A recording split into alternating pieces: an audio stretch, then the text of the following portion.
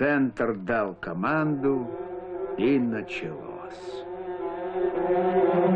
Классический пример – Лудорвайское дело, прогремевшее в 28 году на всю страну.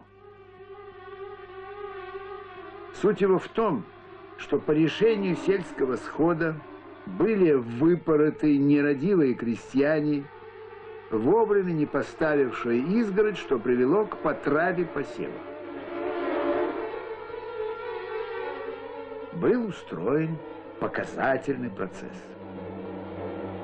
Защита утверждала, что в деревне нерадивых пороли испокон веку, что это всего лишь пережиток проклятого прошлого, что никакой политики за этим нет.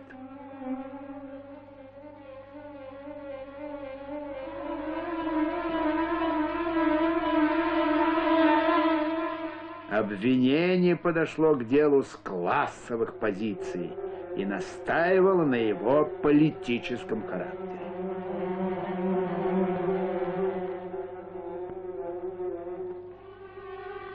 Власти совершенно безосновательно причислили обвиняемых к кулакам.